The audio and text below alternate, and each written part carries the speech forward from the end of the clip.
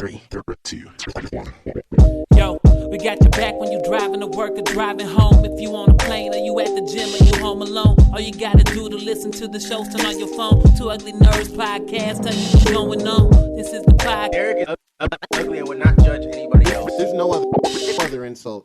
When did you learn that you were ugly? Two Ugly Nerds podcast. Welcome to the What's going on, guys? Welcome to the Two Ugly Nerds podcast, the niggas from the Black Nerd community. I am your host, Derek, the podcast guy. And I'm always joined by Berserk Music, audio engineer / super producer. I'm sure. Say it again. Oh, I said charmed, I'm sure. Oh, this nigga. What a gentleman. So proper. Wish you could be like him someday. One day. Also is joined by Geronimo, Mr. Nintendo. What up, y'all? It's the best month of the year. It just has arrived finally. I'm pushing it. No, I'm just playing around. But yeah, glad to be here as usual.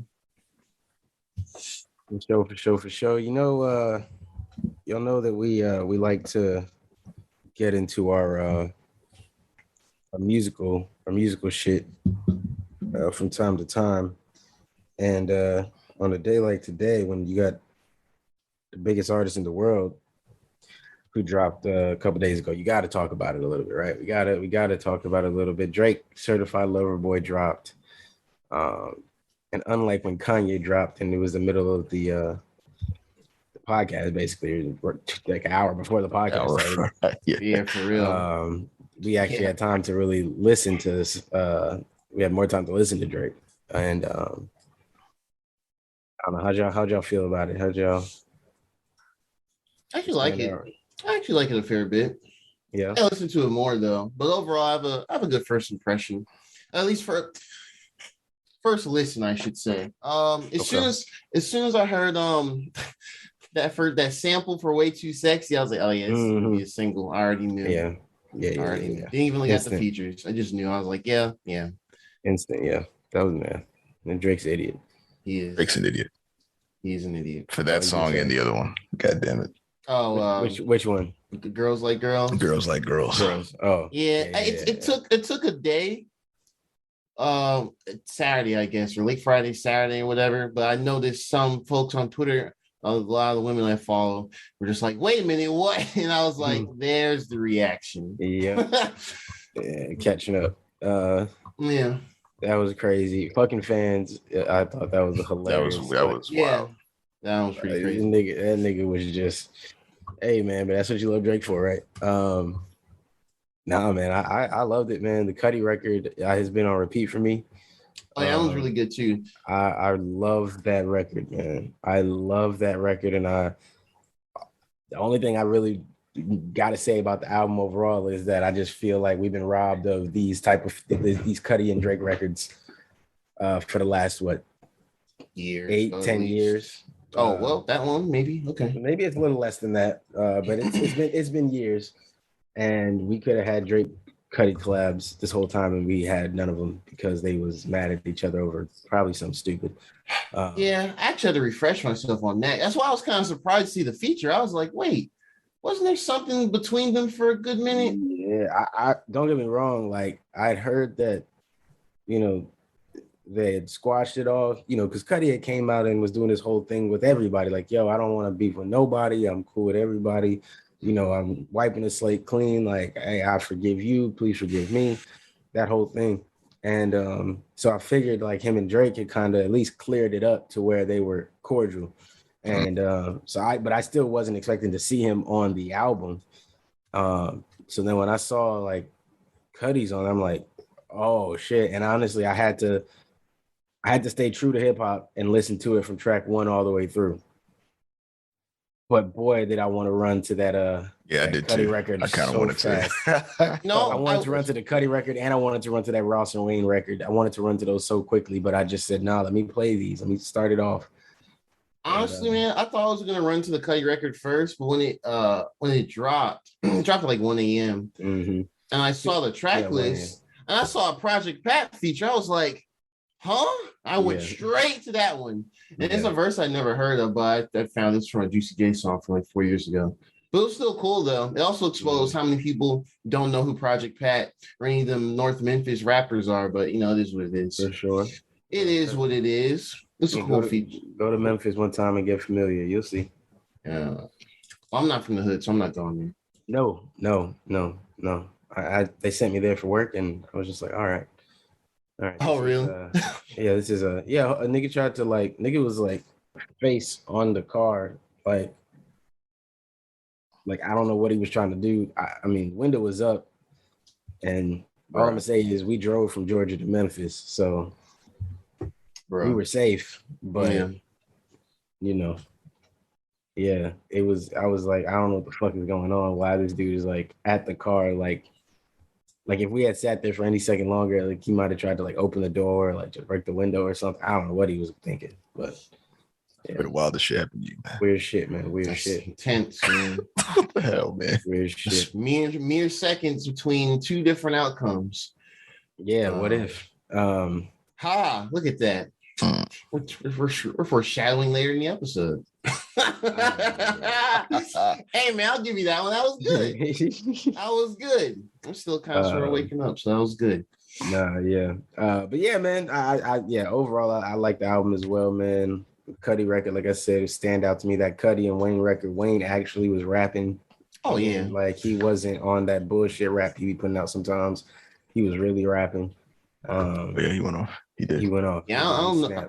Yeah, I think a lot of the recent Wayne features have been pretty good from some other projects too. I think in the past year or so. He's been kind of back in form again. I saw a video came out that said only Drake makes him go back in the studio and like rewrite a verse or rewrite parts of his verse. He was like, anytime I do something with Drake, he send his shit back and I gotta go change my shit because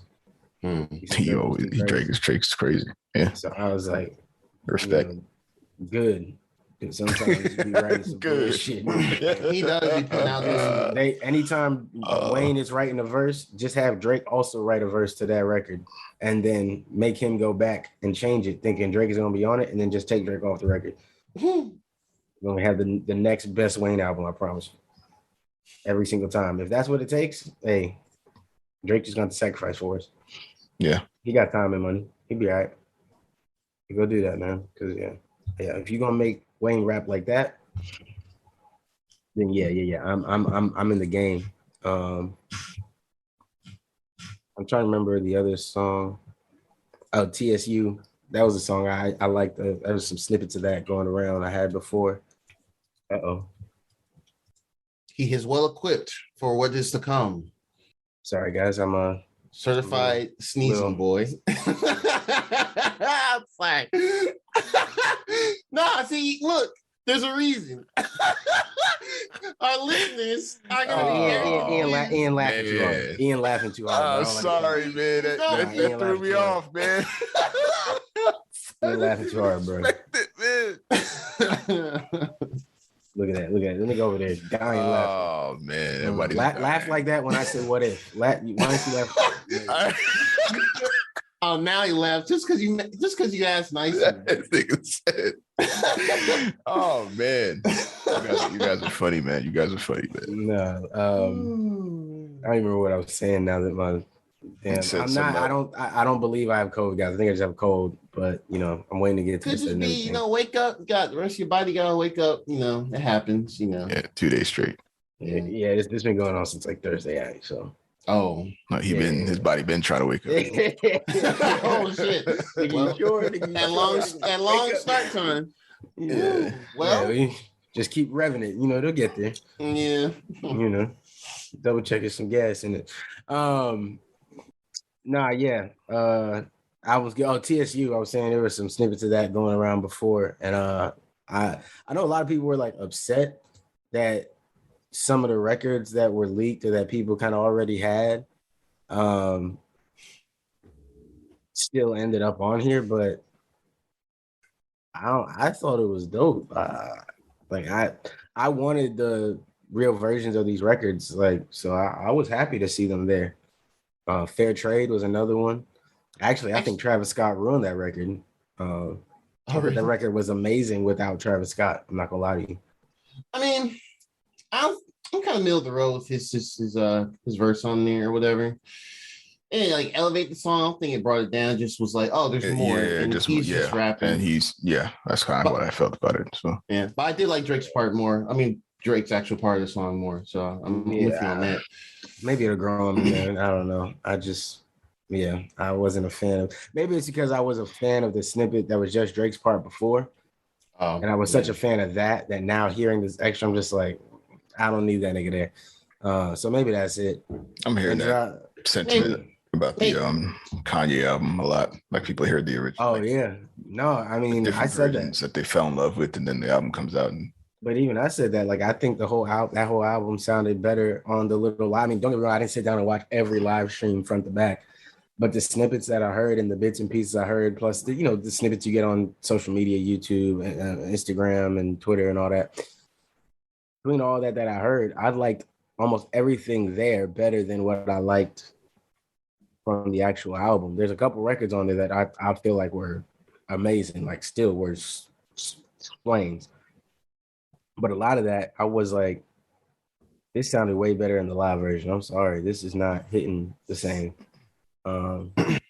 And I don't know, maybe it's like Kanye said, it's meant to be played in the stadium, and I don't got stadium speakers, so. I mean, Kanye needs to shut the hell up. Like, clearly no one's going to be like, oh, can't wait to take a stroll to Mercedes-Benz, listen to the new Kanye record. No one's doing that. Not even the people that, like, press the buttons and stuff for the sound system, and that bitch is going to do that. The people that work there hate Kanye. Shout out to Scott. I'm sure, man. I'd be sick. I'd be like, man, what part of the stadium? No, he's sick of it. The part that's still Georgia Dome? I'm tired of this. Anyway, that's just me sick of that nigga, man. But yeah, man, I don't know. Y'all want to give it a rating? How do we rate albums? It's an early rating. And it's an early rating too. Okay, I guess first impression. I guess 7 out of 10. Okay. I don't really consciously think about most Drake albums nowadays. I think the last one I actually listened to, most of it, and was like, yeah, I like this, was Views.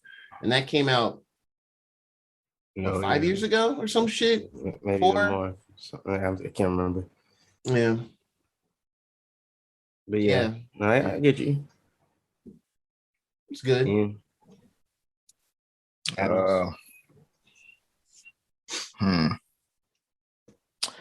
This one, my initial impressions of it were not great. It had to grow on me, honestly. Felt like a lot of these were filler songs. Heard that sentiment, yeah. The first half, I don't think it's as good as the second half. And I was literally in the chat, I was going to say, this nigga Drake is the king of B-sides, because I think that's kind of what's been. But yeah, the second half is definitely where the sauce is. Mm-hmm. That motherfucking Get Along Better, man. Get Along Better is my shit, bro. Yeah, second half he went off. Get Along Better might be I've been listening to that song. Should properly listen to the love that song, man. 7 a.m. on Bridal Path or whatever. Actually, and that shit, man. Come on, man. Yeah, actually listen to that. I was like, oh shit. Yeah, he went off on the second. He reminded y'all niggas that he be rapping too. He like, no. That's a good song to hear. Like, I think y'all forgot because I be like Tootsie sliding and shit that I can rap. Like, and that's Tootsie slide. Yeah, I should have. He went right back in his bag on that shit, bro. Yeah, I'm curious if John would like that track, because we were on Discord last night and we briefly talked about the album, that and Donda. He just like, I tried to listen to it, but I didn't really like the first couple tracks, and I was like, well, fair enough. Yeah, I can understand that. Even the Lil Baby record, Girls Want Girls, it's a funny record, but it had to grow on me. I had to listen to it a couple times for me to be like, okay, I do fuck with this. I could have done without hearing that one. I could have done without hearing. It's a weird song. It is. I mean, Lil Baby's verse was alright on that one, though. I'll be honest. Mm-hmm. Yeah, well, the beat, it wasn't the type of beat for him to go really, really crazy. And I'll be honest. Drake ain't want that wants and needs smoke again. So he told Lil Baby, now we gonna do some different shit on this one, bro. For the album, that's why he gave that shit out for free. He like, hey, I'm just nigga not for to smoke me on my shit. I'm just giving this out to the people for the free ski. Hey, I don't blame him, man. Lil Baby went crazy on that shit. I could have done without the Future records. Yeah. Those Future records felt like I'm friends with Future. I gotta have Future on my album. Yeah. But they didn't need to be on the album. I honestly, this album could have been cut to 19 songs and it would have been perfect. That is a problem that this and Donda both have. I'm only saying that because it's just been a week apart from both, and both were heavily anticipated. They just seem too bloated. And I'm not usually someone that's like, oh man, I don't like long albums, because usually with long albums, I'm like, okay, let's go through this front and back. But I don't know. I just felt like there was just a lot. They either didn't have to be there or like cut it down or just make, I don't know. Like maybe they gave us the deluxe albums, which is like the new wave now, which is weird. It's like a new wave. Put out the extra songs later on. Yeah, like the new deluxe wave or whatever. Yeah, I could have done without all the extra. I'm honestly on the same tip of give me shorter albums, man. You're more likely to have most of the songs be good with less songs on the album. That is the one thing I'll say about this album, because how many songs is this album here? 21. 21 records. 21 records.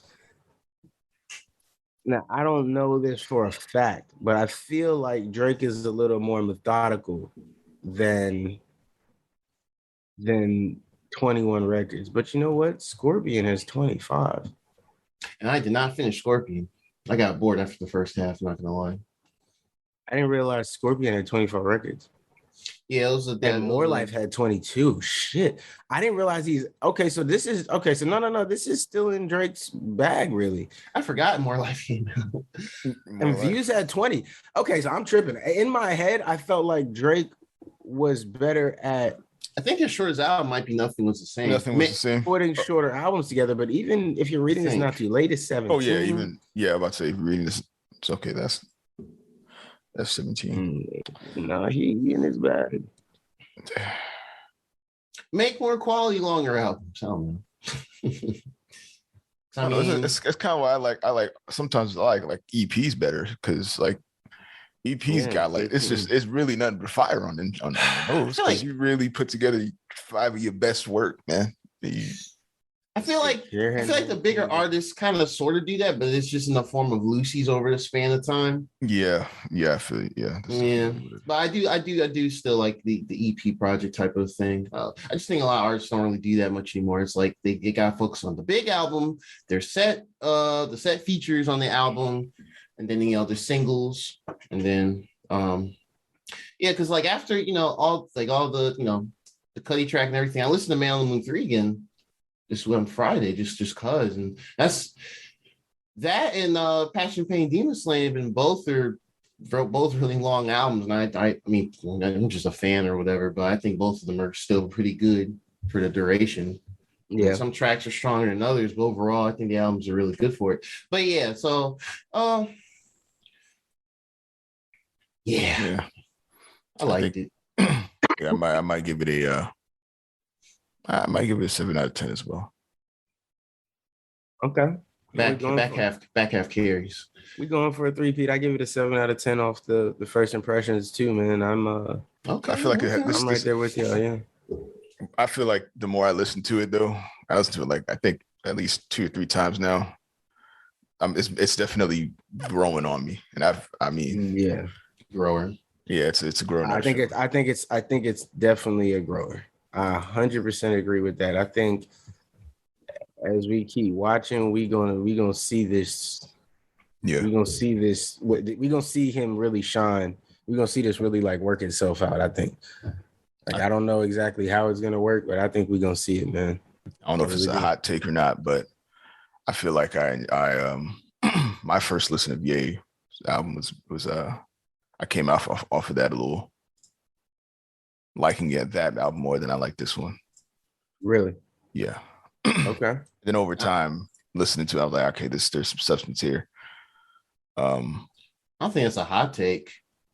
And in the way of saying, like, I wouldn't disagree with you. It's just more like I could see how you would come to that conclusion.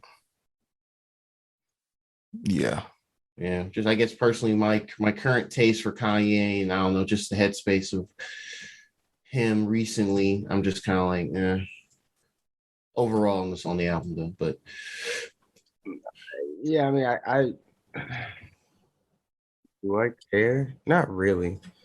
Um, I can't really say that I care about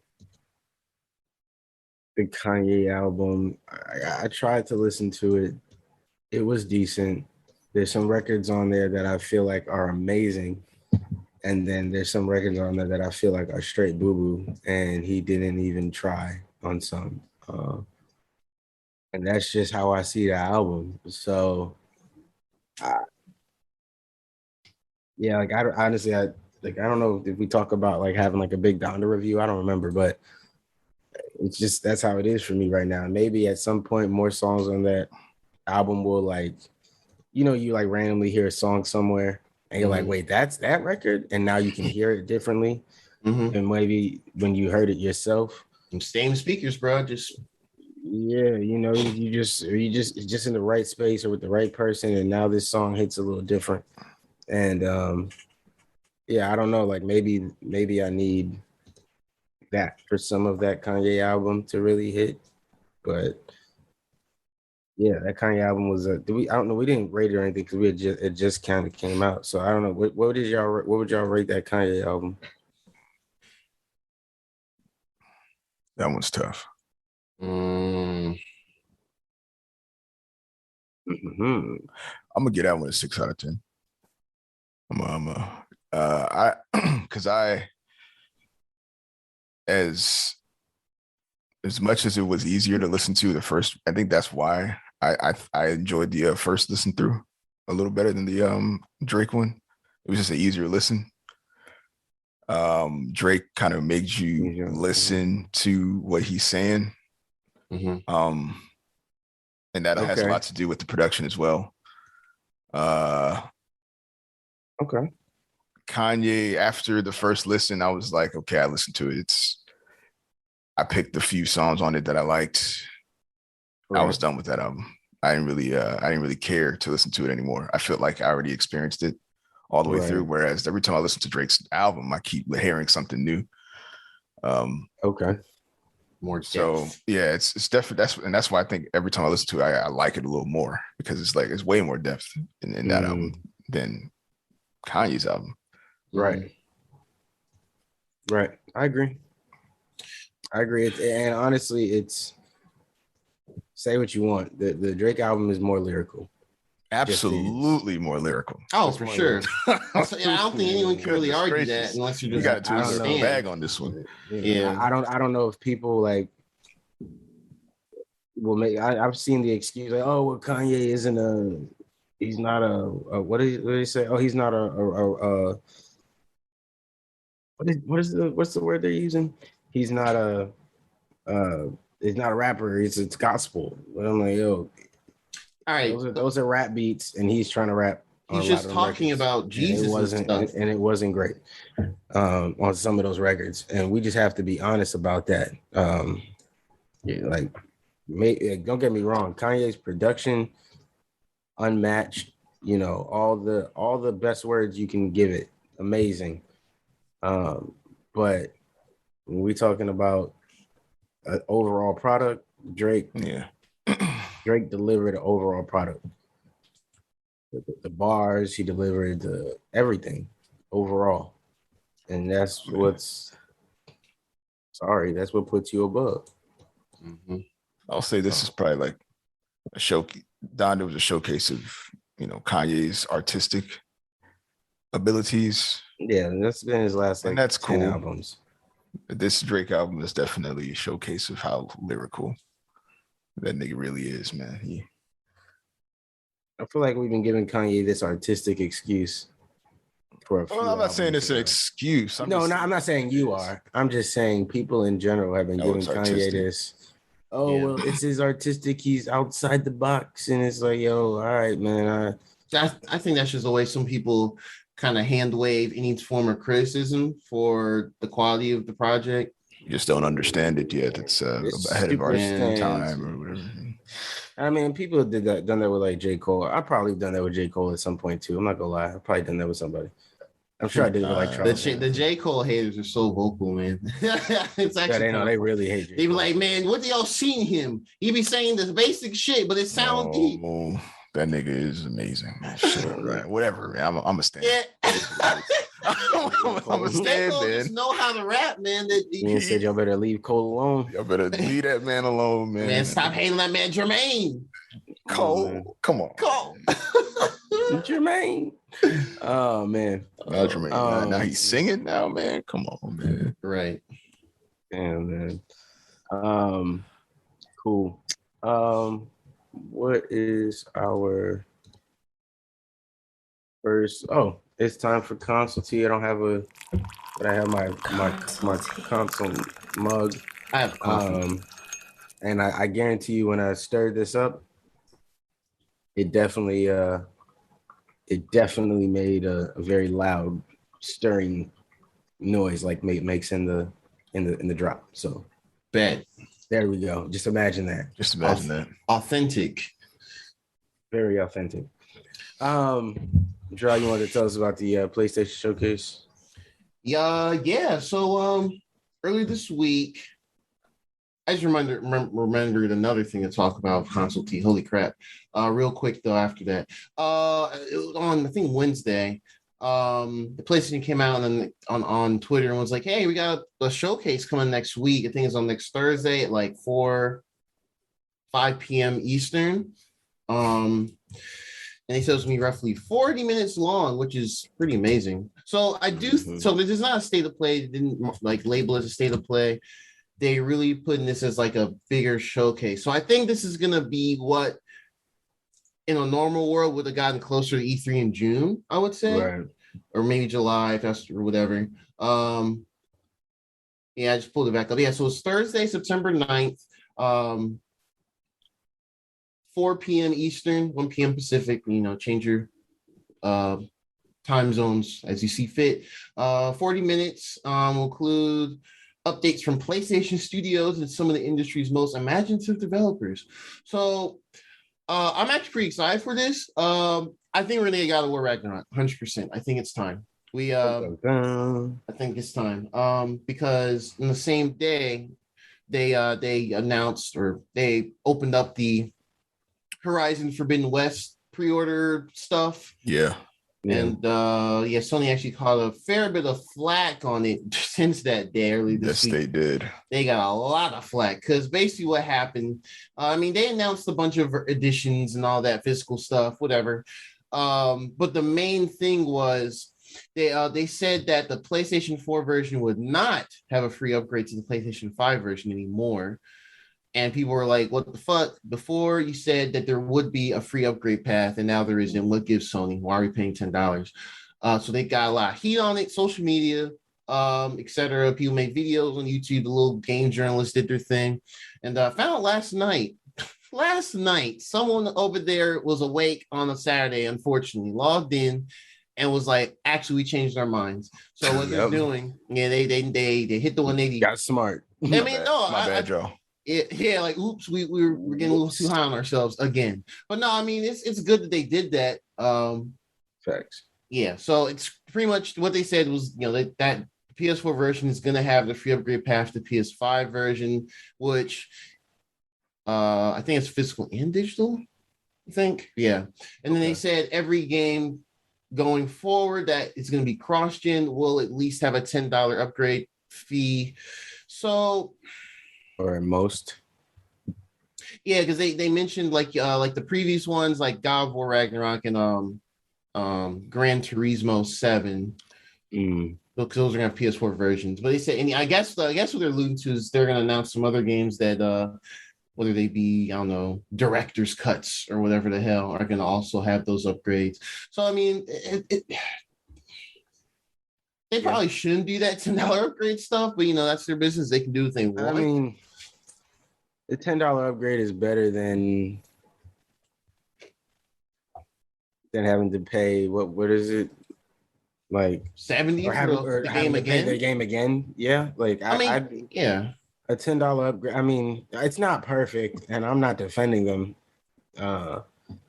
But I said for the longest time the game should have been more expensive from a long time ago, and the longer we wait, the worse it was going to be on us, and that's exactly what we're getting now. Now we're getting these inflated prices like this. I mean, sure, that's fine. And I mean, I'm guessing that's what I did in the beginning of the generation, so there wasn't any nonsense like if they did this in like 2024 in the middle of, or whatever.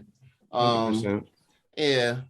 No, I guess I'm just saying that just because, like, I don't know, you have Xbox over there, and then you have, I mean, at this point now, looking back, it's been almost a year. The smart delivery stuff seems to be a better implementation of that without, I mean, some they're going to sidestep it, like Activision, I think 2K with some of their games. But overall, from what I've seen, most games that have released on both that have both versions, it's just the same title, or you honor the next gen version or current gen, whatever you want to call it. So no, that's kind of just my kind of little look on it. But I mean, good that they did that, and I'm sure they did that as well because they don't want any negative PR to go into this showcase coming up this week on Thursday.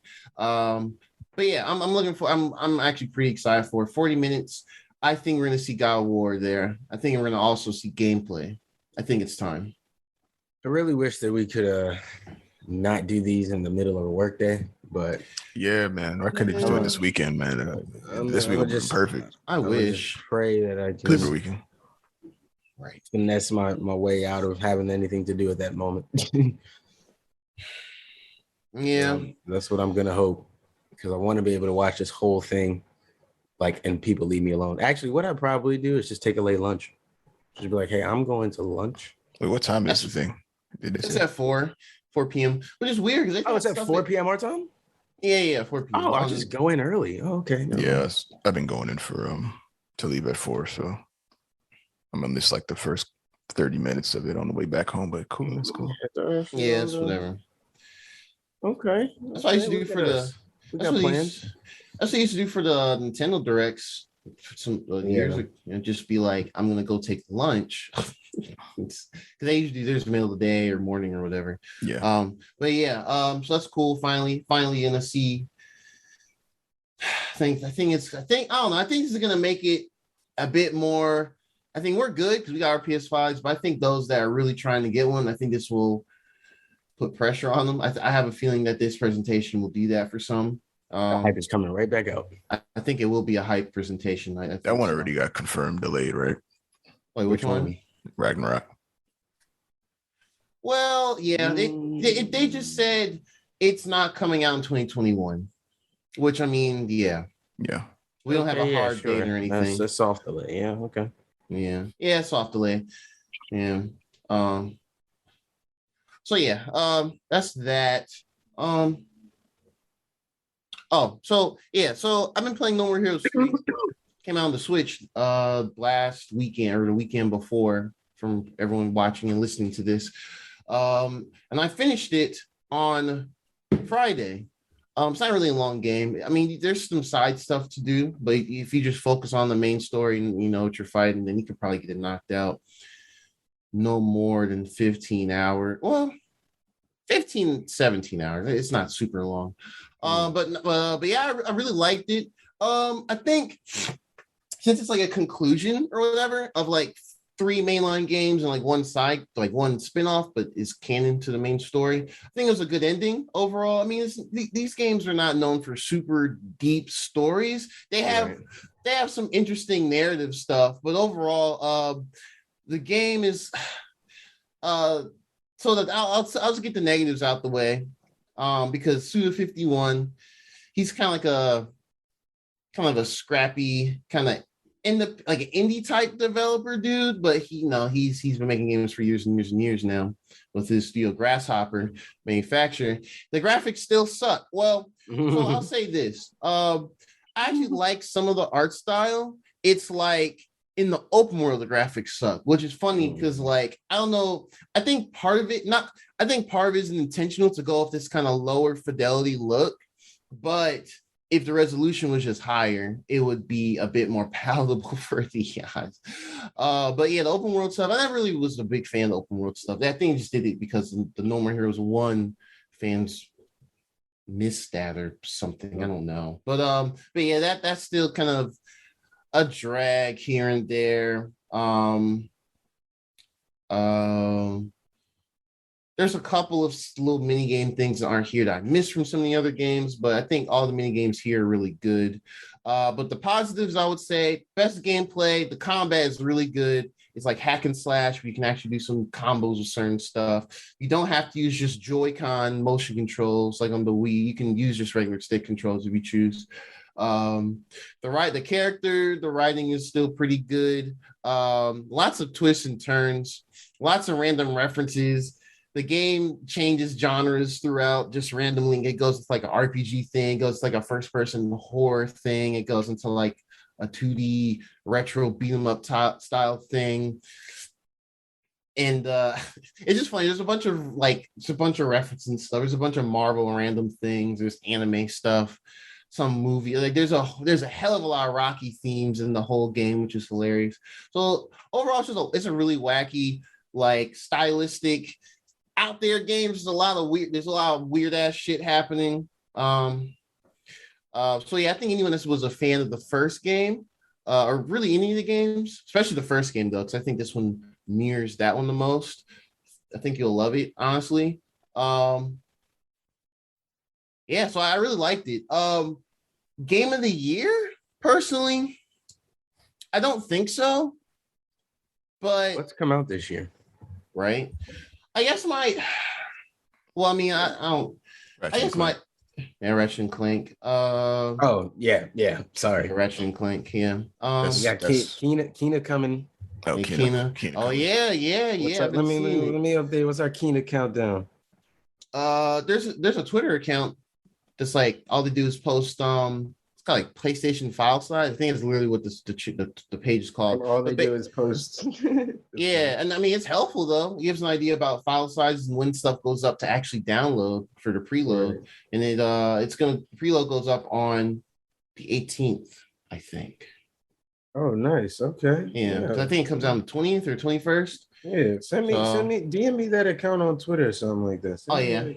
Oh yeah, I will. Yeah, it's really helpful. Yeah, because they showed a thing about the new NBA 2K, and I did not know that these games are over 100 gigs now. I did not know that shit. Yes, I was like, oh hell no, that's crazy. But anyway, I'm kind of getting off track there. But yeah, No More Heroes 3 is I think it's a flawed classic type game where like it's got a lot of really good things. It's got some things here and there that can be kind of kind of take away from it overall. I kind of hope it goes to like PC or something, because I do think with the art style it goes for, the comments of it's good though. Is it like 60 frames, like really smooth and everything? But I think for the art that they're going for, I think it would benefit if they just could bump the resolution up and like the what do they call it, the texture loading. Like when you're playing a game and like you may see something, a surface or something, kind of be fuzzy and get sharper after a split second. It has those problems all over the place. Yeah. Okay. But I mean, overall, that didn't really detract from my enjoyment of the game. It was just kind of like, damn, this game looks like this. It's kind of funny. But the best parts of the game where it matters, they shine. So it was worth the wait. I've been excited for that game for like the past 2 years. And I probably will go through it again in the near future on the hardest difficulty, just because, it's got a lot of good shit. Oh, and the music is fire too. Like they have like a sushi shop song where they just have these this rap duo, I guess they're underground or whatever, from like Detroit and Chicago or something like that. They I don't remember, I have to look it up. But basically these two dudes is just rapping about sushi. It's pretty funny, but it's actually a decent song. But yeah, I loved it. So nice. I would say check it out if anyone's interested or like No More Heroes on the Wii back in the day. Where you can go, they can go to your YouTube and watch your playthrough if you want a little more insight, right? Yes, yeah. If you're still like, if you're just kind of unsure about the game, just go to my YouTube, Geronimo _ you saw my name pop up on the beginning of the video, or your list. Yeah. Oh, there we go. See, it'll be up here somewhere. And yeah, I have a whole playthrough on there. I streamed it and I got a playthrough of it, so it'll give you a good idea of how the game goes. So if you're interested, there you go. For sure. Yeah, man. For sure. I I do have to admit something to y'all. This is a console T guilty pleasure. I did this. I'm justifying it by saying I did it for the podcast. Okay.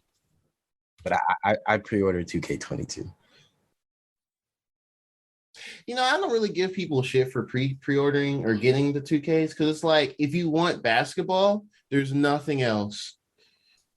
What there isn't, but also I mean, I needed to figure out how they're gonna make me be a rapper. So yeah, I mean, I need to be one of the first people to know how that happens. No, that's important, bro. No, I'm with you. I need to know how they are going to do this. I need to know, bro. Oh man, I want to know.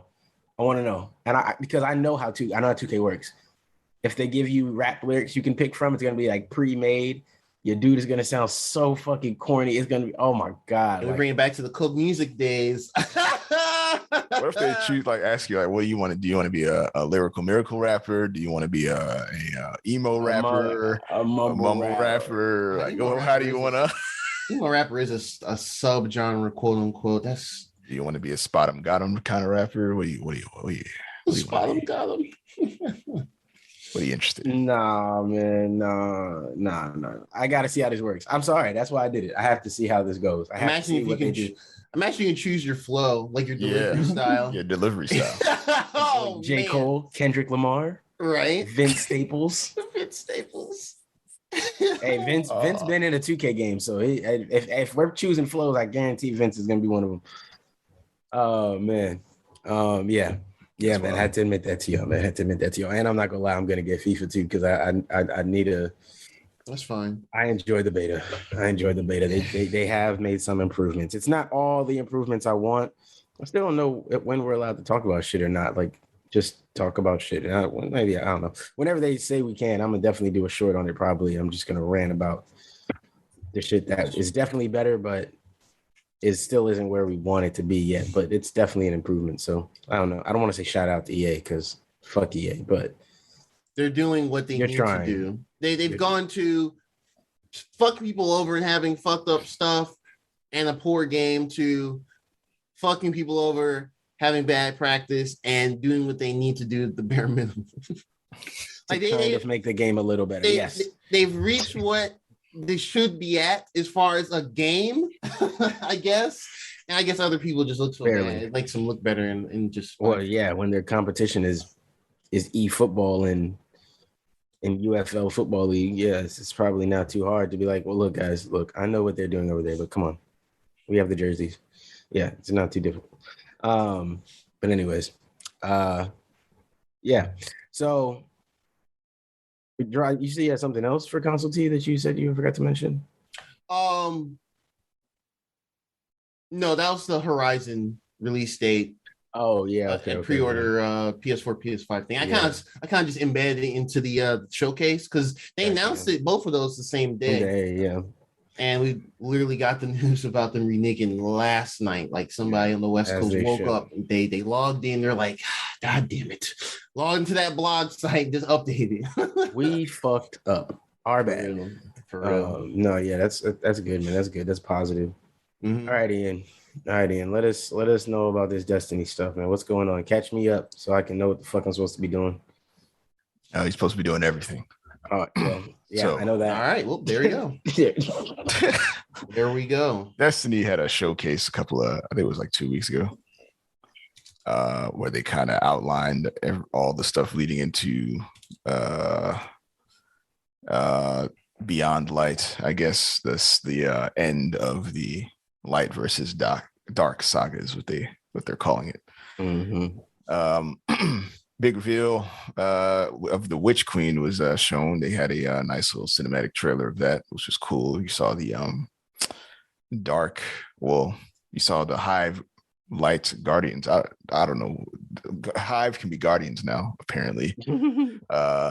So that's gonna that has some pretty heavy implications. We're gonna see how that unfolds. But what they announced that I wanted to talk about briefly was that they're allowing us to craft weapons for real. Oh, wow. Not like it's been in the past where you kind of were able to slot machine the role that you wanted a little easier than you would have without the mechanics that they put in the game. Mm-hmm. This is not a slot machine. This is you play the game with this particular gun enough times, you unlock these perks. You can put those perks wherever you want them to be. That's good. So it's still a perk set, but it'll be so it just eliminates the RNG involved in the perks you get. But the perks that'll be on the weapon will be what Destiny or what Bungie allows that weapon to have. Right. Okay. It's not going to be, you can put freaking anything. Like you can put a full auto on a hand cannon now. You can't do that shit, you know what I'm saying? But I can now put full auto on any of the pulse rifles or scout rifles that they allow that perk to have on the gun. Right. I can go about manually doing that rather than crossing my fingers and hoping that when you get that roll, I get the gun. 100% better. Yeah. I anticipate that the road to getting any perk you want is going to be a long one. Tough. We know Destiny. We know how this works. They're probably going to make it into where the amount of time it would take you to play the game to get the random roll is the amount of time we're going to make you. I would, man, work to get any roll you want. Them niggas do that, we riding. I don't even play and we riding, dog. If they do that, we riding. Yeah, I'm with everybody on the Destiny forums everywhere. If they do that shit, so it was taking you about 600 hours to get the perfect roll. So we'll just do about that so you can get this gun all the way unlocked. I anticipate that you'll have to play with one gun for an entire season in order to unlock all the perks on that gun, or at least half the season. They're not going to just, they want you to keep playing the game. And what kept you playing the game was the RNG aspect of the rolls. So this is probably what they're going to, I assume that's what they're going to do. So you're probably going to pick your two favorite weapons or, per season. Well, then make it harder for me to unlock. Because you got to think, if it takes until the end of the season for you to get the weapon to finally be open where it is, the meta's, you're basically getting that gun to build exactly how you want as the meta's about to change. Yeah, that sucks. But then when the meta changes, it could be a whole weapon type change. I get it. You could just adjust where you're at, or you could just adjust that weapon to fit the new meta. But if you got that gun because these were the exact things. But like you said, if it's a full weapon type change, you know what I mean? Because it's not always just, these scout rifles are a little less effective with these perks. It can be, scout rifles are now useless everywhere. It's actually hand cannons. And now that gun you built up is, great for PvE, wonderful for running around and shooting shit. Amazing gun for that. Yeah. Fix your perks however you want there. But when it comes to PvP, you're screwed. You know what I mean? Yeah. It's still up to debate how they're gonna implement it. They were really vague about it on this Polygon article, but they did mention that it's not going to be a matter of you collecting a certain amount of guns, and now it has a certain perk. It's like some MMO. I anticipate it's going to be like Black Ops, where you use the gun in a couple of matches or a couple of activities, and over time that gun levels up. Yeah. And then it unlocks a certain amount of perks. Eventually you'll unlock it all the way through. Yeah. Yeah. I agree with slot whatever you want into it. Yeah. This depends on how long they're gonna string us along for that ride. And Destiny has strung us along some pretty bad times before to get different shit. So like there's a little bit of bad cosmetics, man. Yeah. They only just fixed that. So once they got their money's worth, like, all right, we'll give it to you. Yeah, fine. Here, y'all can have it now. we done took all y'all little money, man. Go ahead. Yeah. They beat the shit out of you. Like, hey, y'all out of money? Nah, it's fine, man. Here. Also, slight mention, crossplay is now in full effect. So in the event that Gerard wants to finally play, is it now? It's full effect now. I'm seeing PC players in the open world and all the rest of it. Oh shit! So So PvE, that's fine. Oh, that's not a problem. So just find monsters. How's that for PvP Crucible though? So for Crucible, the only way you get matched with somebody that's playing PC is if you have somebody on your team playing PC. If you go in by yourself, they're gonna match you with other console players. Okay. They should. I hope they have it to where like, I don't know if Halo Master Chief Collection does this. I think some other games do it, where they'll do it by like they call it input-based matchmaking, or like some games I do plug in my controller in the PC and play it, and they'll detect, oh, here's a controller. We'll just put you with a bunch of controller players cross-play. So I think Call of Duty does that. Yes, that I don't know why I blinked on that. Yeah, Call of Duty does that. Call of Duty does that. Yeah, that'd be interesting. I wonder if they do it that way. They might. Yeah, that's the thing, Ross. So if you wanna come on this journey with me, go on this journey. Oh yeah, I'll start a whole new character if you hop on. Oh man, I'm basically playing a whole new character already. Are any of y'all warlocks? No, I'm a hunter still. I mean, I have a warlock, but hunter game. Oh yeah, hunter game. Bro. He used to be a warlock main. I did start out as a warlock main. I did. Yes, I did. I think I remember that too. I am an OG warlock main. And then he touched hunter, and then they never looked back. Then he found that arc. I almost did too, man. I'll be honest with you. It just makes sense. Hunters just make sense. Hunters are. They seem just pretty good overall. Pretty well rounded. Yeah, well rounded. I'll probably. Yeah, join the hunter clan, bro. It's all right, bro. It's all you. No wrong having two hunters. But I mean, if you want to be a warlock, that's cool. We could use a warlock on the squad. Of course. They actually gave us the 3. Yeah, I hope they still have like the healer stuff with it. Oh yeah, they have way more healing stuff now. Oh, they do? Okay, bet. Yeah, because when I was a warlock in the first Destiny years ago, I started as the what's it called, Voidwalker or whatever that subclass is called. That was the first one. And I was like, let me see what this Sunsinger one is about. And I was like, oh wait, this one's actually might be better. Shit. Self-res. Well, they took that out the game, so. Self-res is always broken. I don't know why they be thinking. They'd be like, oh, this should be balanced. Are you sure? That's how you solo raids and stuff. The shit self-res got us out of. Oh my goodness. Imagine the amount of times niggas just barely got self-res back. Oh, we dying. Come back. That's so run, goofy, man. Run. Oh shit, getting it up. They really think. Come back, run. They really think. Half of Destiny is just running. Oh man. Half of Destiny is running. Oh my god, man. Yeah, running for your life. Run for your life. Try not playing the floor is lava. Basically. Yeah. Just don't die. Don't die like a bitch. I think I know I say this like once or twice every year the past few years, but every time I bring it up, man. I know. You know what, man? This is the year. This is the year. $1 million promises. I'm not promising anything. I looked at the Steam store. I looked at the Steam store, the listing. I wish list, even though it's a free game, I wish listed, so it's there in the list. I'm at least game. I wish listed it. Hey man, I wish listed the free game. I need to add it to my library because I don't even want to give y'all them vibes. I might not even. It's not worth the library. I'm not touching Borderlands anytime soon. Oh, there is that new one coming out next year. All right, never mind, guys. Never mind. We lost them. He's never gonna be on this. That's all you need to hear. Not if that game Borderlands still exists. I don't know if I'm trying to.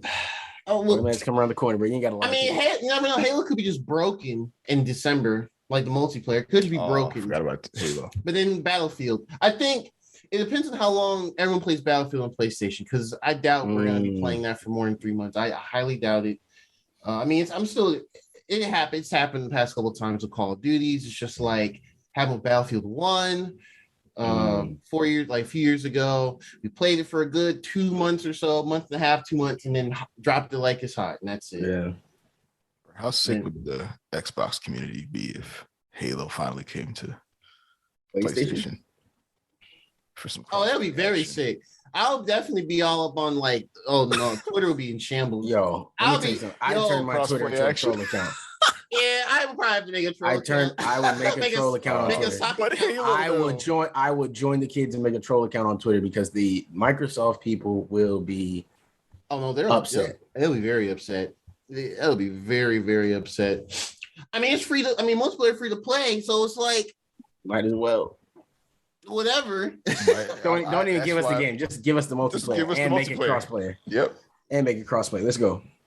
You about to smoke these boys at their own game. Boy, you know how pissed you'd be if you a for lifer Xbox player. I'll be and all of a sudden it's some dude with a PS logo next to his name tapping you up. Oh my goodness. Honestly, I'll be pretty surprised if PlayStation dudes beating up Xbox using Halo. I'll be surprised. But that'll be interesting to see though. Why you think of the controller? No, not even because controller. I'm saying you got a PS5 right now, Gerard. Don't tell me you cross claiming. No, I'm just cross claiming. No, I still got the Halos all up here, and I play with an Xbox controller. I don't plug no DualShock in there. But no, I'm just saying it's all the experience is there. We'll just have to see if that were to be the case, bro. Yeah, all right, bro. We already smoking on the Xbox pack tonight, bro. Fuck them niggas. Bring us. Hey, look. Bring us the multiplayer Halo. We smoking on them boys. Well, I mean, smoking on them boys. I would like to see that. I'm calling it. Calling it. Smoking on them boys. I don't know, man. I don't know. Not even worried about it. I don't even know, bro. Not worried about it. It's gonna be like the TTK is too long compared to Call of Duty or whatever. Light work. Yeah, I can see that. Yeah, that's easy adjustment, bro. Why do they have shields? Just shoot them and they're dead. No, bro. No, man, that's Destiny though. We got TTK. Hey, come on. We got. I mean, that's everywhere though. So that came out everywhere already. TTK. I'm just saying. We play Destiny, bro, and with premium content. We got y'all, man. Premium same shit. Good, man. It's the same shit. Basically the same shit. It's you know. Unless something changed since I last saw it. I don't think so. You gotta just hop on I don't think so. You gotta hop on to talk about it, man. You gotta. If he was on Destiny, you might know them boys got something to be worried about. If you was on Destiny, you might know. So you're saying Destiny got the same like ebb and flow of a Halo multiplayer match? I'm just saying the same 1v1. All I'm saying is them Halo Xbox lifers, they got something to be worried about. That's all I'm saying. I'm not saying nothing else but that. They got something they should look out for. You know what I'm saying? They should be concerned. They should be worried about all that, but I don't know, man. I was there. I was there day one for the first Destiny, and the gunplay was different. It was still solid because Bungie, but the gunplay was definitely more akin to other shooters at the time. So no other shooter really play similar to Halo as far as the 1v1s. Your power. The difference I saw was mostly it's hip fire. Mostly, it's not really aim down the sights fighting. Yeah, because they don't have a ton of like. They really don't have. I mean, outside of the precision weapons, you really don't have like ADS for certain things. Yeah, there's no down sights. BR boys all day, every day. So now that is true. That is true. But yeah, unless in Destiny Warriors. Now. Okay. I mean, you can if you wanted to. It just won't be as accurate as Yeah. Yeah, in Destiny, I don't feel like it's like it's not a good enough. There are guns designed to be shot from the hip. Yeah, there are a couple. Like last word, but beyond that. Sidearm. I mean, I don't rack some. You remember on my little return to Destiny when I was streaming that one time? I think this upcoming Halo might be more even though, because they actually made the assault rifle pretty strong. Usually precision weapons. That's all I need right there. Yeah, usually precision weapons run shit. Not saying the precision weapons are trash, and I just think the balance is a bit better so far based off that flight I played over a month ago. All I need is 60 plus rounds in the gun, and tell me I can shoot, bro, and hold the trigger. That's all I need, bro. I'm gonna kill a couple of y'all niggas, boy. Okay. Draw forgetting when they clowned me at the beginning, and what was that? How could I forget when I was there? when they lit me up, boy. Yeah. When they lit me up. I mean, you gotta remember, that's me coming off of high school playing Halo 3 heavy for weekends at the old homie's house. Shout out to I never played Halo really up until that point. I played a little bit of like Halo on the computer, and I played a little bit at my cousin's house. like a little bit. I never played Halo like that, and definitely not online. So y'all niggas just threw a nigga to the fire and then started clowning. I was like, bet I got an Xbox, and I figured that shit out. You know what I'm saying? Had to get decent because y'all niggas was. We get sweaty. You get sweaty. I was never good at Halo, so I can't even talk. When we get cross-gen Halo, you're gonna have to. When we get cross-gen Halo, then I'm gonna entertain it. I really would love to see that though. Like no cap, I really would love to see that. That would be crazy. That would be amazing. The fanboy wars will never end. Oh no. The level of back and forth that we have to see on the internet and in every lobby. Oh my goodness. It'll be toxic. It will literally bring it back to the Halo 2. Like after every match, they'll just dump you into the lobby before the next match, and it'll just be open mic for everyone. We're all sorts of N-words with the hard arbor flying around. Bro. Weirdo white kids, races and stuff. I mean, bruh. Them old Xbox lobbies. That was the Wild Wild West. That can't happen. I mean, that could happen today, but then it won't because everyone will be like, it's too offensive, which is true. That shit is toxic. Very toxic. Very. That shit was. Don't lose. Out there really wilding, bro. Like, don't lose and stay in the lobby after the match. Nah, bro. Don't even hit that B button. Hit that B button. Get out of there, dog. I'm glad the niggas on Call of Duty and all that, they finally just give you that option to have the chat. You can like just mute the chat the whole time. You don't even have to hear it ever. Like I turned that's the first thing I put on when I get a new Call of Duty. I'm like, mute every chat that's not my party. Everything. I don't want to hear somebody think about turning the mic on. Don't even show me nobody's shit. Turn it all off immediately. I don't want to, because nah. Unless somebody really is starting to piss me off in a game, sometimes I will, every now and again, I will get into it and I'll flip that chat on. So, you know how I can give a blackout sometimes. And now you just got to start talking your shit, bro. Oh yeah, for sure. Now it's hold on, man. It's personal, bro. You gonna kill me like that? I ain't even done. Nah. All right, man. Yeah. Some cool shit coming to Destiny. We're gonna see how it works out. I'm interested. Not interested in those prices though. Saw the prices. Oh, yeah, the prices are pretty. Saw the prices. Pretty. Is it like 40 or something? 40 for the base game. If you want the season pass, it's 70. 80. Yeah. Man, do they just have like a I don't know, Laps Destiny pack where you just I know the base game is free to play, but you can just get all the content up to that point or whatever. Yeah. I bet it's like $100 or some shit. So that's $100 for. I wish I was wrong when I guessed that. It's $100 for the season pass plus this expansion that gets you the Gallahorn. Mm-hmm. The gun. I saw that and I was like, nah, you cool, bro. When Ian sent me that, he's like, oh, yeah, you get the Gallahorn come back. I was like, oh, bet. Oh, that's all you got to say to get me back in the game, baby. Let's go. Oh, yeah, y'all said that in the chat, right? And then I think he said something about the price. Wait a minute. They're talking about $100. That Gallahorn price is $100. Does that sound like it's not. No, so it'll be $25 when it comes out. I guess all right. On the base game, you just buy that and get the Gallahorn. Yeah. Let me ask you this. Can you just do Crucible from the base game, the free to play base game? I mean, I'm guessing you'll miss out on the best weapons or something, but you can do it's just certain, it's just certain shit you won't get, right? Like certain, and obviously you won't get like the raid weapons and shit like that. I think because all that'll be locked behind season pass. I don't even got the raid weapons, so. Well, that's true, but that's because you don't got time to LFG with niggas no more. That's true. I don't really care to do it. That too. It's just not. I did really want to do this last one though. The Vault of Glass. Vault of Glass.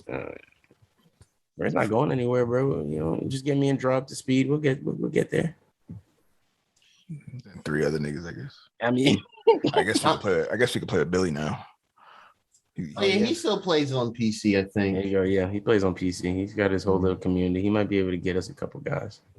Okay, that's what's up. He is with some of the comedian. I do be saying man. Hey, all right, man. That's but if any, don't get my hopes up, please. but but anybody who plays with us understand, like, it's not that deep. Until we get in the match, then it becomes that deep. Nah, for a raid, no, it's not that deep. Oh, okay. Just run the raid and just relax.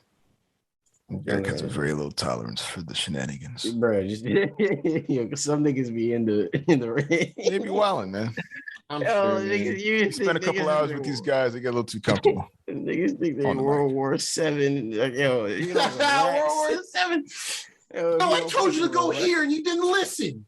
Yo, first of all, nigga, I'll smack you in real life. Those people are the worst, bro. They be yelling just because you can't see people online. I immediately exit groups that are wild like that. It's usually just a bunch of children doing shit like that. In fact, anytime I hear your voice pitch is a little too high, I start leaving. I don't even want to be in 12-year-old guys. Are you ready to play? All right, nope. Not playing with you. Not playing with you. Little ass, because I was stuck in a lobby with a bunch of little ass kids once. That shit. Oh no! Man. I'd been like, no. I suffered through that shit, man. That nigga Ian got God level patience, bro. Never again. Everybody at the very least. least. My God, little niggas saying nigga left, right, and center, man. It's just, man, can't really tell who is, you can't tell who is who. Yeah, it might have been some niggas. I don't know exactly. No idea. That's why. So, yeah, I couldn't. That was the last time. I can't do this shit, man. No, nah, bro. Yeah. So play with us and just be cool. Just be cool, man. Just be cool, man. Just be cool. Yeah, we're chilling. You're going to have a good time. Don't take it too seriously, because at this point, I'll just kick you out the group now. I used to play nice about it, but if it's our group, I'll just kick you out. Hey, go find somebody else. What you mean? What happened to? Yeah, man. Hey, nah, he gone now. Billy, get somebody else on. He'll say he's gone now. That other dude is gone now. I don't know who the fuck he thought he was talking to. Yeah, I hate playing with people like that. You got to remind them, like, hey, we're real people in real life. Relax. But other than that, Destiny's looking up. So that's good. Exciting. Okay. It is time for a spoiler drop. Spoiler. And we're gonna start off with What If episode 4 drop. I need you to dive deep into this for me and tell me what the fuck is going on. Okay. So episode 4, What If?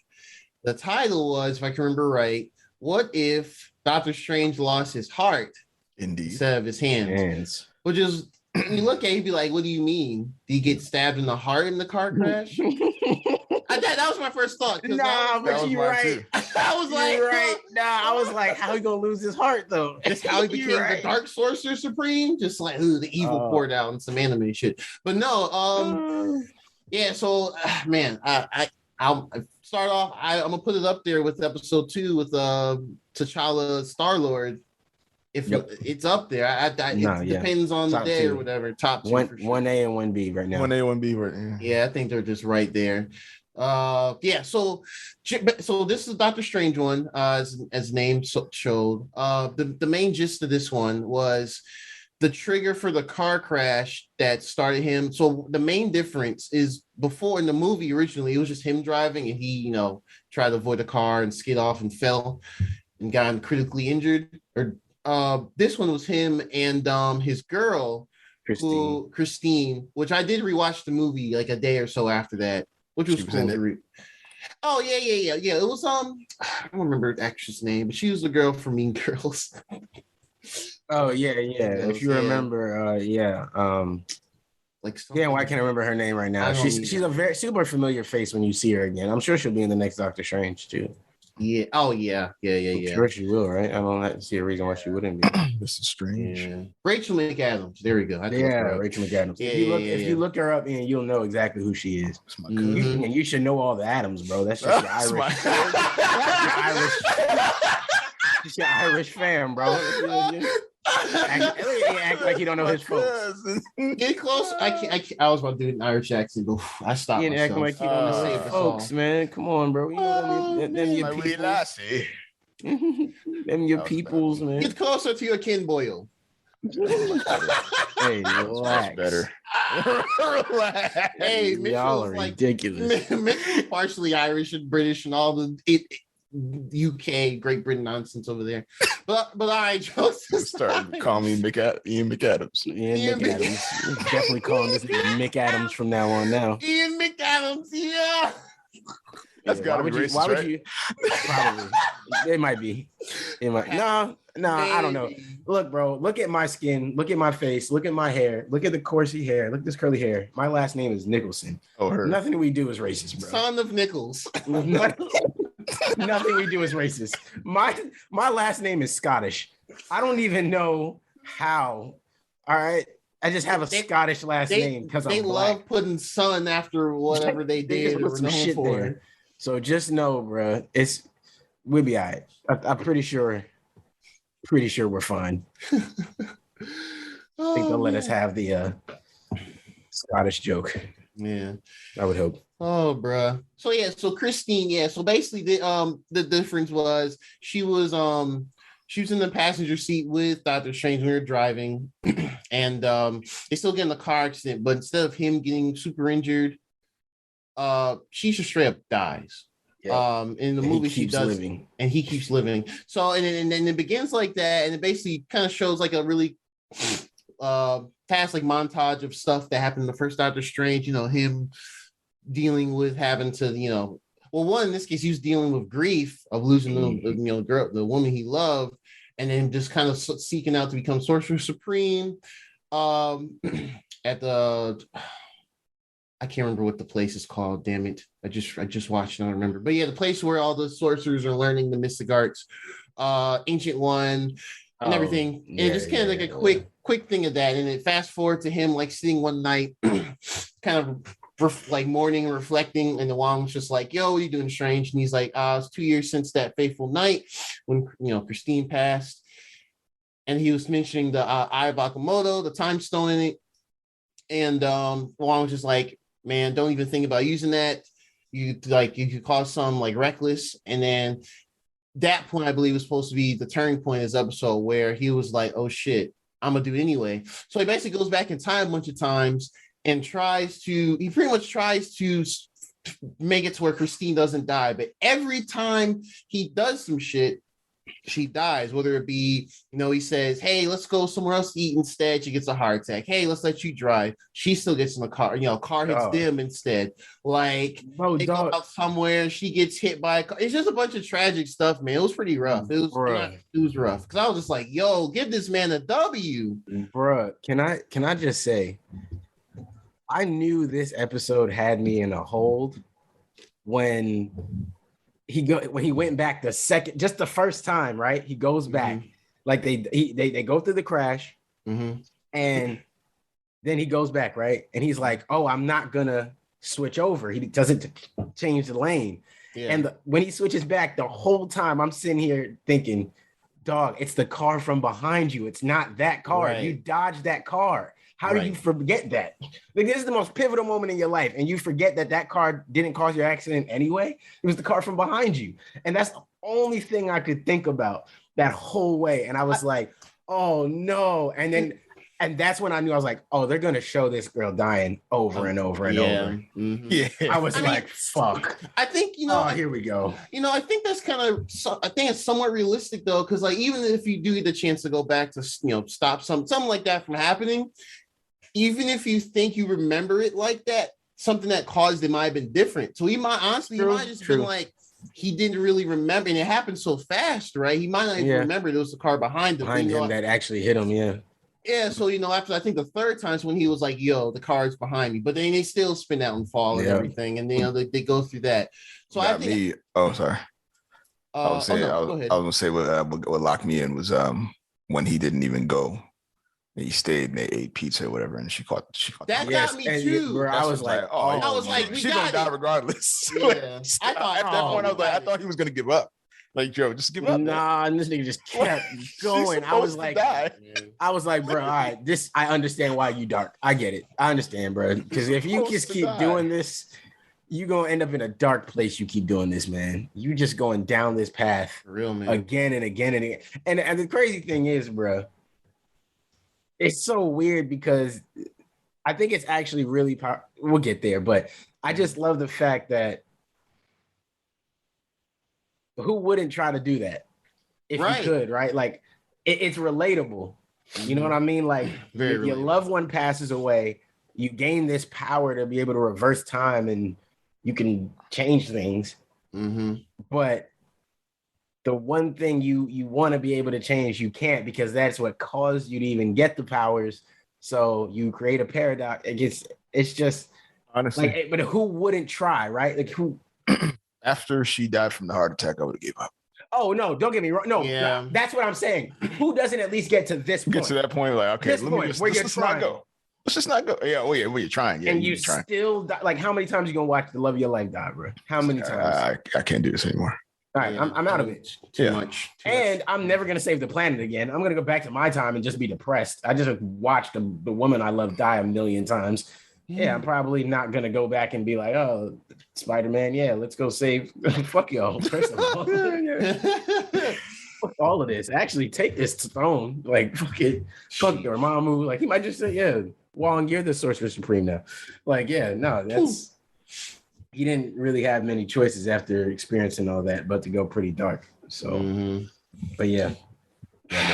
So yeah, like you said, he does go pretty dark. I can't remember what number it's. I mean, let's just say it's just so many times he's tried this, and then one time he just stays. You know, he crawls out the car and just crying, just like, man, why can't I save Christine? Then you see the ancient one just pop out of nowhere, and she's like, yo, Steven, you can't really stop this. And it's like, why can I stop this? And she's like, oh, because it's an absolute point in time. Which I think at this point, it does give us some new world building lore in the MCU as far as time. I think this whole episode does that. But I'll get to that later towards the end. But yeah, basically she just was like, you can't save Christine because she is an absolute point in this timeline of this universe.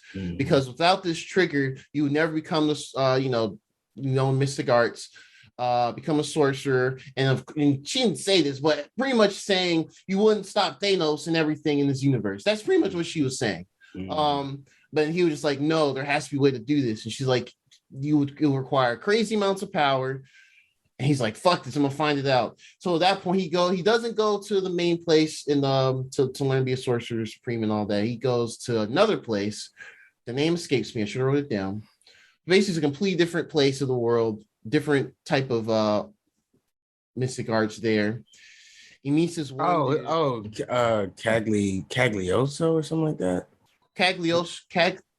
It's something like that. And he goes to the library of Caglioso or something like that. He goes back in time to find the library. Yes. And then he meets up with Buddy. Yeah, he meets up with old Buddy, who I guess is just there to protect her, whatever, for all this time. So yeah, this pretty much houses a bunch of dark magic, just dark magic in general, just put it like that. And he's kind of sits there, and he kind of pretty much just sits there for a long period of time, apparently years and years and years or whatever, and starts absorbing all these like elder gods, elder creatures, etc., mystic creatures, Cthulhu's and all that, this crazy nonsense, and just absorbed their power, and just over time just became consumed with all that. That was all he did. He just did that the entire time.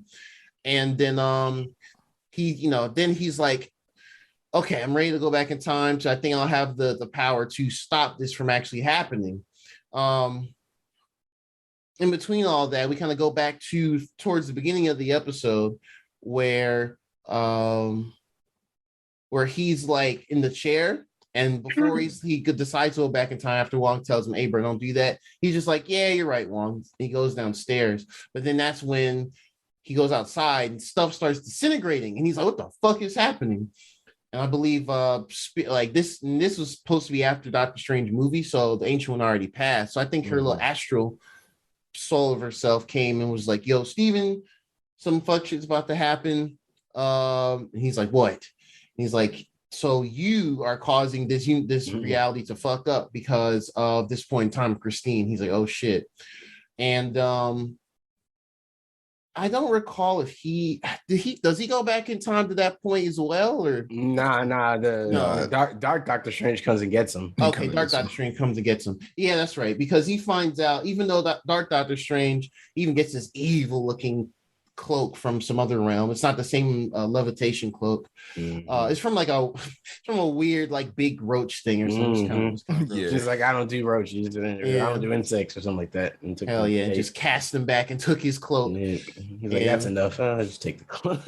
That was funny. That whole montage was kind of funny. It did get a little bit repetitive at points. Like, yeah, it did. I think it was just showing. I was like, all right, but I mean, I'm sure there's cool Easter eggs in there for Marvel, like Super Marvel heads. I didn't catch any. I'm sure maybe Mercy Awesome, one of those YouTubers, did, I haven't looked at it yet or whatever. But yeah, so yeah, he goes back to that point in time to meet with the other Doctor Strange, because after all that time, the Dark Doctor Strange was absorbing all these other beings and mystic stuff, just gaining power and learning all these darker arts. The old buddy that was at the library, Cagliostro, realized just so many years have passed and he's dying. And I think he was just like, hey, man, you still probably shouldn't do this because our reality would fuck up too. But he's like, no, I got to save Christine. This is this. So he does go back and he meets the other Doctor Strange, and they pretty much have a big epic battle where they fight each other. And I think the one thing that did surprise me the most, the good Doctor Strange lost. And Dark Doctor Strange absorbed him because he thought that he would reabsorbing himself would be the key to actually trying to save Christine. And he's like, yes, I got the power. This is this. And he goes back to that one time before, like, I think in the middle of the accident, and he like pauses everything. He just takes Christine out, but it uses so much energy and magic and stuff that it just causes the rest of the reality around him to kind of rip apart. Crumbling, yeah.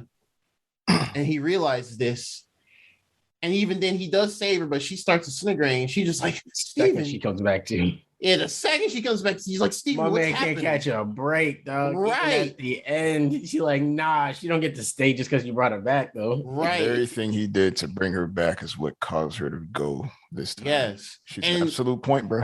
Yeah, absolute point. And the whole reality was still crashing around them, to where he put up this big magical force field to just surround them, but he was still kind of sort of deformed from all the monsters he absorbed. Like, they start showing in his physical attributes. And then, like, when she was starting to, she disintegrated, he just kind of cried there, sobbing. He just like, I didn't mean for this to happen. I didn't mean for this reality. And then the Watcher, I think the first time he intervened and was just like, not intervened, just interacted. He just interacted. Yeah. Stupid ass nigga. Like, bro, like, you should have heeded my warning before, and you shouldn't have done this shit. It was dope to see that he got so powerful that he was able to communicate. Talk to the Watcher, and he was just like, bro, like, I've heard about your legend, like, you can help me. And he's like, nah, I can't. And even if I could, I wouldn't. You deserve it. It's like the narrator jumping in and like talking to the characters in the for real. So weird. Yeah, it was interesting. But I liked it, man. I thought that was dope. How it was nice because like there were hints of him in like all the other episodes, like you would see him in the background of scenes watching. They've been slowly having him be more prominent. It's like his little silhouette, his like astral silhouette showing in parts. Yeah. So it's pretty cool. Yeah, and especially I think those nighttime scenes. Anytime it's a nighttime scene, his eyes be in the stars somewhere. Yeah, it's a cool effect, man. So I'm curious how much they're gonna keep showing the Watcher and everything through these episodes. Even when Dark Doctor Strange was kind of going through his little montage of absorbing all the monsters, Watcher did kind of glance over and was kind of narrating, like, I think he was narrating like he was talking to other Watchers or whatever, because there are multiple. They were just focusing on the one for this show. He was just kind of like, he's getting too powerful, and it's like, this is definitely going down the wrong path, but I don't think we should still intervene. And Doctor Strange, he kind of looks back like who's there, like he sensed his presence, and I was like, oh damn, this man sensing the presence too. That's crazy. But nigga breaking the fourth wall right with us, man. Pretty much, just no walls. None. Doctor Strange should have just looked right at us like, Hey, y'all heard that? Did y'all hear that? Right. That On some of the office, on some of the office shit, just been like, yeah. Nah, I might have lost sleep. I might have lost sleep if he had done that. I'm like, oh shit, you mean like, what? no, are we part of the universe? I didn't hear it. I'm canon in the MCU now. Oh. I'm canon in the MCU. That's Everything crazy. is canon. Everything is canon. Yeah. But pretty much what the Watcher said at the end to Doctor Strange trip, he was just like, intervening here is not worth sacrificing the rest of the universes and stuff. And so he pretty much let this one collapse in this timeline, which is wild. Dark almost. Yeah. Right? Because we got Doctor Strange and his little Doctor Strange is still in his little cubicle thingy. Yeah, that's true. I think he's not destroyed. Yeah, I just wonder if that is our opening for him to be able to eventually escape or be saved or be brought to another reality in some way. Redemption. Or somehow link up with some of these other episodes and how any of this may possibly be tied together if it's still tied together in any way. You know, it's funny. I actually didn't really think about that from this episode. Interestingly enough, I don't know. I mean, I'm not. Hey, I'm more than welcome to it. It could definitely happen, I guess, because we still got, based off the little pictures they show, we still got, you know, Thanos level, like Thanos tier Gamora, and we have. It looks like. Yeah, Sorcerer Supreme, Spider-Man. Sorcerer Supreme. Oh, see, what's it? We didn't even get to the Tony Stark Killmonger thing. Oh yeah, no, we haven't seen that yet. No, we haven't gotten that. We haven't seen that yet. Still haven't seen that yet. We still haven't seen Ultron with like Infinity Stone stuff or something. Something about Ultron looks like Infinity Stone. I can't remember what it was. Oh yeah, I saw that. Yeah, it was Ultron. It was I thought it was Ultron. Vision. Was Vision? Oh, that was Vision. Oh, Vision in the little suit, the little metallic suit. I could have sworn there was something with Ultron though. Or was it Ultron? I mean, I maybe I just haven't seen the Vision stuff. I don't remember. There's more episodes, I guess. So he just collapsed his timeline universe. He didn't meddle with anybody else's because it looked like it. Yes, that's the most. Okay, so it's just his reality collapsing. That's it. That's the most interesting thing I think about what this episode does for time stuff. Because we just came off of Loki, right? And the time variance and everything. So it looks like the rules. So it looks like for existing a universe's Infinity Stones and the Time Stone in this case, if you use that to go back in time too much, then you can just cause. It looks like you can cause multiple iterations of yourself that can have lasting effects across it. Whereas in like the TVA stuff with that type of, since they exist kind of space outside of time, I guess, when they take their time bombs, they just revert stuff back and they just create variants of themselves. I think that's kind of what they're trying to say with this episode. Like Time Stone shenanigans have more lasting effects for just that individual universe. Yeah, because that Time Stone is part of that. Just that universe. Yeah, it's useless outside of it. Yeah. Right.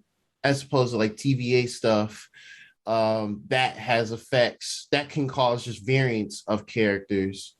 Not so much as just the same character, but just branching off. It's kind of, I'm probably not explaining it too well, but there is one thing in here that I think might be a little confusing, and I could just be misunderstanding it myself.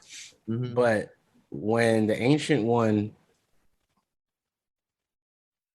explain the Hulk and then no. I'm thinking about just in this episode. So you had Strange was sitting in the chair, and at that moment was you can call it the Nexus event, right? It's either him choosing to put the Time Stone down and go do his thing, or him choosing to go back in time and try to save Christine, right? Right. That is his moment. Mm-hmm.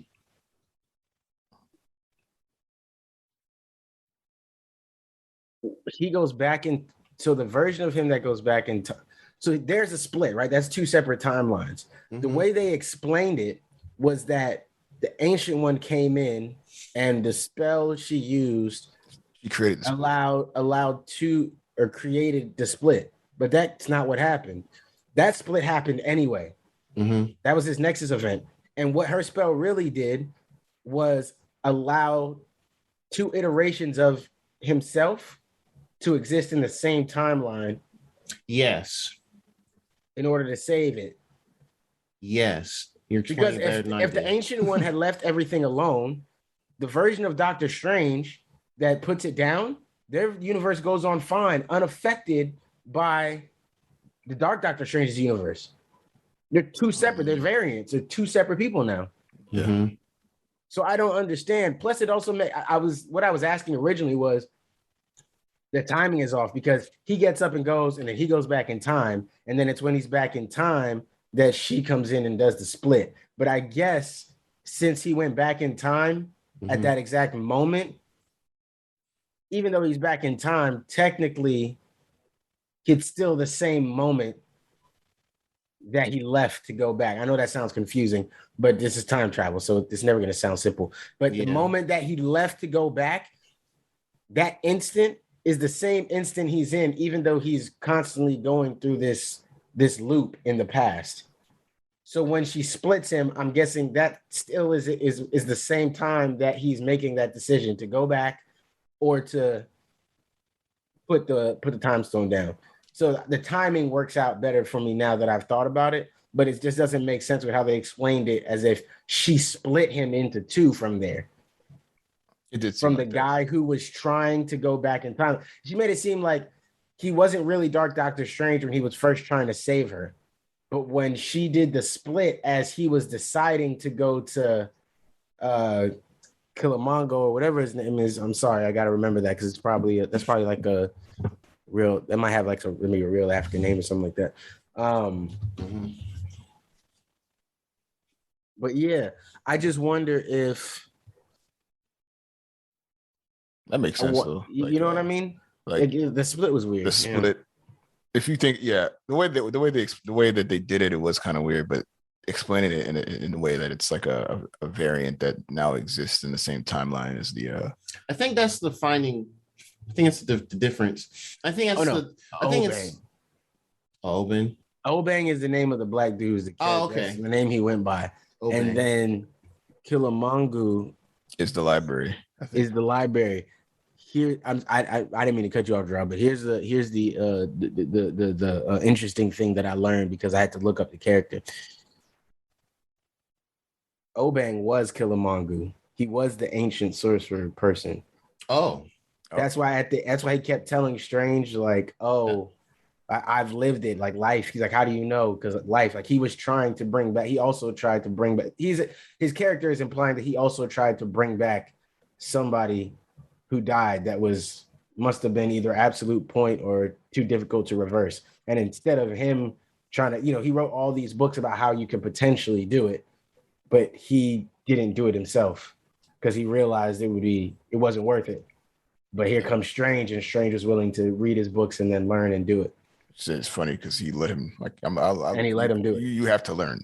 Yeah, he let him learn the hard way. Yeah, he's got to learn the hard way by killing the whole universe. Like I know what you're going through right now. And that's how I think he was like, I'm gonna die before this happens. I'm gonna die before you fuck it up. Figure it out. Right? I'm gonna just die from quote unquote natural causes. So let myself die way before this. But that's so right on me. He was like, "Oh, I mean, I already know how you feel about this woman, and I know that nothing I'm gonna say is gonna convince you to do anything else. You're gonna do what you want to do. So nobody can stop me. Obviously, I wrote all these books. Yeah, go do your thing, buddy.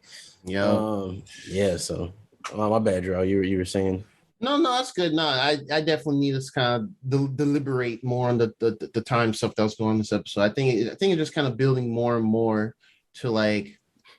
I think especially like Doctor Strange 2. I think that movie is going to be a huge mind fuck. Establishing some time rules. Yeah, even more time rules, which I'm glad they're kind of giving it to us bit by bit with different circumstances, which is good. Definitely. Which is good because this shit ain't easy. They can pull this off where it mostly makes sense to a large number of people, and I think it's successful. It's weird because this all exists within the branching of timelines, so it's weird for them to say that there's a pivotal point in time that can't be changed.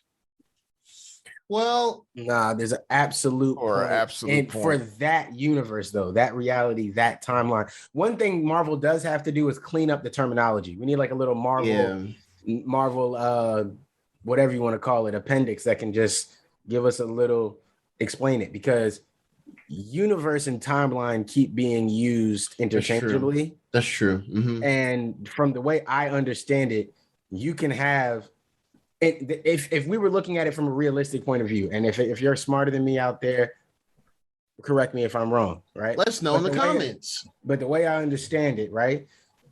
We exist in a universe, right? Mm-hmm. Our universe, this universe can have multiple timelines. Right. So one exists inside the other. Mm-hmm. Marvel has not made that distinction. They've been using universe and timelines interchangeably. Yeah. To the point where I'm thinking it's each timeline is its own universe. Well, no, that is what it is. Yes. Yeah, that's pretty much how it is. Yeah. It's not like a square and a rectangle. Each universe is a timeline, and each timeline is a universe. Mm-hmm. They have crossed it. What they should have done is say these are different timelines within this universe, but in this other universe, you have a whole different. That's where things. So, like, to me, it would make more sense if we look at like Loki, right? Mm-hmm. The versions of him that look exactly like him would, just to simplify it, would be from the same universe but different timelines where things went differently. Mm-hmm. But the ones that don't look anything like him at all, or like even like not like Kid Loki, who's supposed to be a younger version of him. I mean, like the alligator, right? He'd be from another universe. Mm-hmm. And in his universe, there's a bunch of different timelines as well, where like say alligator Loki is, right? Mm-hmm. But that's a different universe, not just a different timeline where he becomes an alligator. You see what I'm saying? I think that would clear up Marvel's terminology issue here, but I'm not gonna. Yeah, they still have a number. They got a fair bit of legwork to do too, because they kind of drip fed some of it in WandaVision. Yeah, with Scarlet Witch being like that's what I was gonna say. Is it like a similar situation in which she exists? She's like a consistent. She's a Nexus being, but they haven't specified. They haven't. It's just more so like us picking things up, because they've kind of teased it throughout especially the latter few episodes of that season or the show, whatever. Yeah, they sprinkled it in there. Yeah, because I mean, the comic, she is a Nexus being where her existence of her character, her Scarlet Witch, Wanda Maximoff, it can exist throughout all universes. She's like the one Scarlet Witch. Yes, and that's the specification we need for the MCU, right? Yes. Because in the comics, it's one Scarlet Witch. She could just exist in any universe at any given time. Well, yeah, see, they've retconned a couple things, but yeah, I'll say it like this: her as Wanda is the only Wanda in the entire universe, but she can go wherever she wants. Yeah, she'll still. Sorry, I don't mean to cut you off. No, you good. Go ahead. No, I was agreeing. I think I was just agreeing with you, but saying like, yeah, she's gonna be the Wanda Maximoff, the Scarlet Witch of that time, of that iteration throughout the universes. And they still gotta. I mean, I don't know if they're. I don't know if I'm guessing they're gonna do this. They're gonna have to. They're gonna have to introduce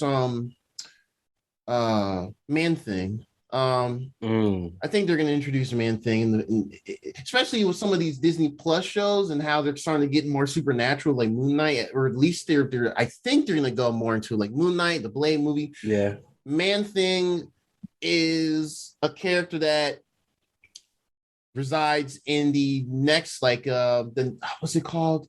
The Nexus of All Realities, which is an actual place where all the places can join up together. They've teased it in WandaVision. It's one of those Easter eggs and little ads in between episodes where if you pick it up, you'll get it. But they haven't explicitly said or even had that place yet. But I feel like they're gonna have to go into that as well. Maybe they might do that in Doctor Strange too. I don't know. I think that movie's gonna do a lot of work, just for multiple things. But yeah, so I guess to get back to what if. Hold on. Well, yeah. This is related to it. So Man-Thing is he exists in a realm where all, I guess, timelines converge. Is what you're saying? He's mostly known for being like a person that like kind of protects or at least resides around the area, but he can exist around other places too. So I guess he's kind of sort of like think kind of like Swamp. I mean, you know, back in the day, Marvel and DC, when they're creating characters, they had dudes going back and forth. Yeah. Like Jack Kirby and all of them. So like, I don't know which one came first, but I mean, for at least for visual, Man Thing is kind of similar to Swamp Thing. Just the parallels are there visually. I don't know Swamp Thing's true like origins, but I'm just saying like visually, they're kind of similar. Just a big dude that looks like a muck, like a swampy monster type dude. So I guess the death of Doctor Strange's girl would be the point in that universe where all the timelines converge. And I guess yes. According to this episode, yes. And then in this universe, yes. But you got to remember that Marvel has not explained it to us that way yet. Right. And yeah, I'm just kind of we are making it make sense. We are now, because yes, if they said that Dark Doctor Strange existed in his own, it's just complicated with the Ancient One splitting it. They didn't need the Ancient One to do that. Like they should have had her come in and done a special spell to make them both in one, so that the good Strange could try to stop the Dark Strange. That would have made sense. But now, it almost seemed like her dying is an absolute point for all timelines in that universe.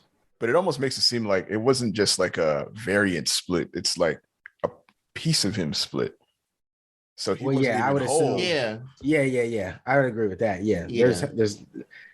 I mean, but to be fair, that does seem to be a typical.